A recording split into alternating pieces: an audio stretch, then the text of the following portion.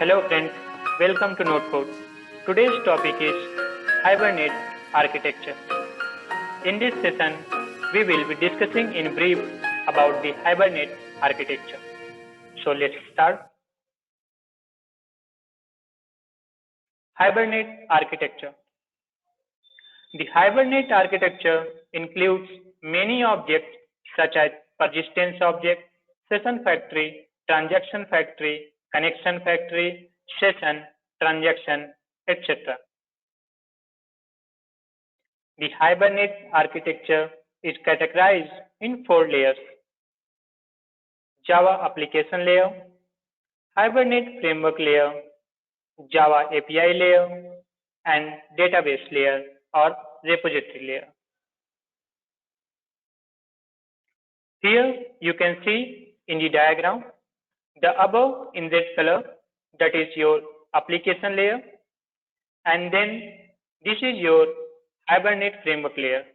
In this you have the two files, mapping files and configuration files, and below this is your repository or database, and here we are using the persistence object.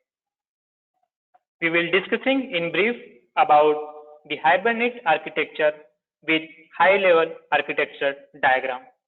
So let's move forward. The diagram below provides a high level view of the Hibernate architecture.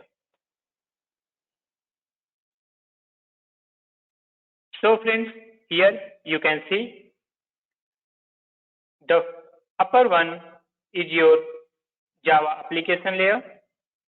This one is your Hibernate framework layer, and this is the Java API layer, and below at the dark blue you can say this is your database layer or repository layer.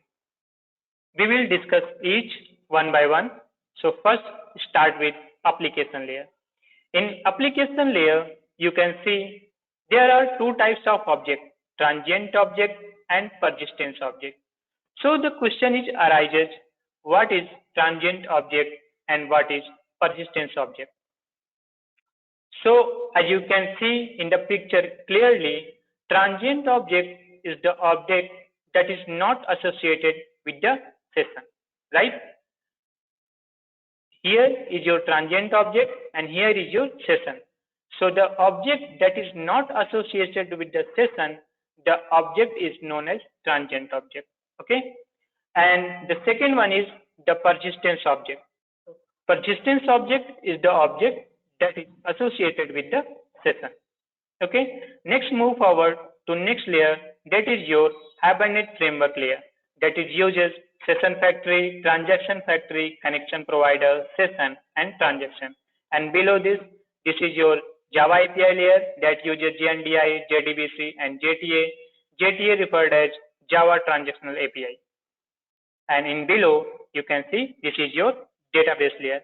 So this is the high level architectural diagram for understanding of Hibernate architecture.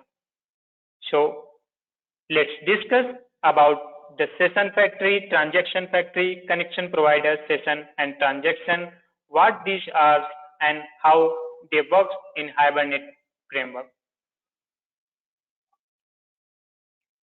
Elements of Hibernate architecture. First, session factory. Session factory that comes from org.hibernate.session-factory. A factory for session and the client of connection provider. Session factory can hold an optional cache of data, or you can say the second level cache of data that is reusable between transactions at a process or cluster level. So in session factory we use second level cache mechanism that is purely optional. Next, session. It comes from org.hibernate.session. The session object provides an interface between the application and data stored in the database. It is a short-lived object and wraps the JDBC connection. It is factory of transaction, query and criteria. It holds a first level cache of data. The org.hibernate.session interface provides method to insert, update, and delete the object. It also provides factory methods for transaction, query, and criteria. So here, point should be noted. In session, we use first level cache, and that is mandatory.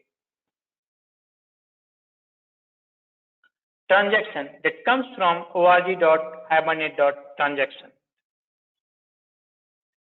A single-threaded, short-lived object used by the application to specify atomic unit of work. It abstracts the application from the underlying JDBC, JTA, or CORBA transaction. Connection provider. It comes from org.hibernate.connection provider. A factory for and pool of JDBC connections. It abstracts the application from underlying data source or driver manager. It is not exposed to application, but it can be extended and or implemented by the developer. Transaction factory. org.hibernate.transaction factory. A factory for transaction instances. It is not exposed to the application, but it can be extended and implemented by the developer, same as the connection provider. Thanks for watching this video. For more updates, please like, comment, and subscribe our channel.